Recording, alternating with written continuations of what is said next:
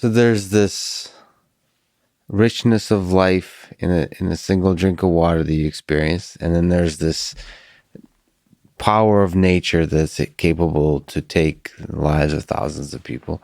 So given all that, the absurdity of that, let me ask you, and the fact that you study things that could kill the entirety of human civilization, what do you think is the meaning of this all? What do you think is the meaning of life? This whole orchestra we got going on, does it have a meaning? And maybe from another perspective, is how does one live a meaningful life, if such is possible?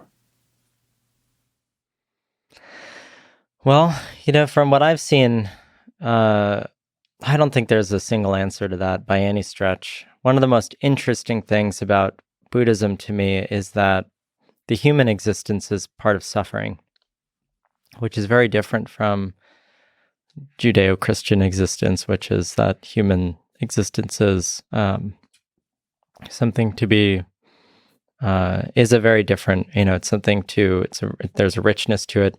In Buddhism, it's just another one of your lives, but it's your opportunity to attain nirvana and become a monk, for example, and meditate to attain nirvana. Else you kind of just go back into the samsara, the cycle of suffering. And so, when I look at, in some ways, the notion of life and what the purpose of life is, they're kind of completely distinct. This sort of Western view of life, which is that this life is the most precious thing in the world, versus this is just another opportunity to try to get out of life. The whole notion of nirvana, and in Buddhism, getting out of this sort of cycle of suffering, is to vanish. If you could attain nirvana, throughout this life, the idea is that you don't get reborn. And so when I look at these two, on the one hand, you have Christian faith and other things that want to go to heaven and live forever in heaven. Then you have this other whole half of humans who want nothing more than to get out of the cycle of rebirth and just poof, not exist anymore. The cycle of suffering. Yeah. Yeah. And so how do you reconcile those two? And I guess, do you have both of them in you?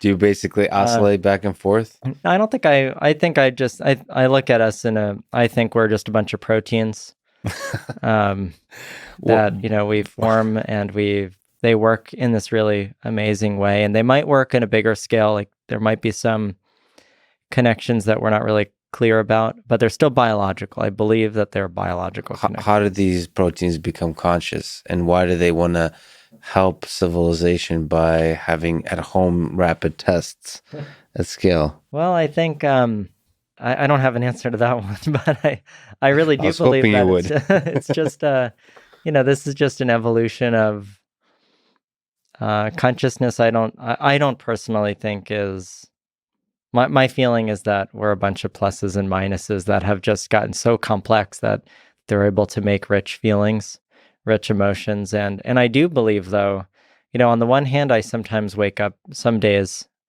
my fiance doesn't always love it, but, I kind of think we're all just a bunch of robots with pretty complicated algorithms that we deal with. Yeah.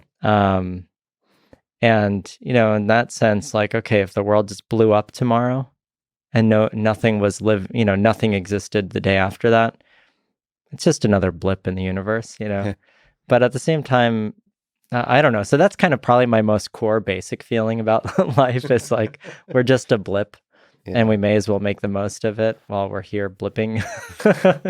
It's one hell of a fun blip, though. It is. It's an amazing blink of an eye in time.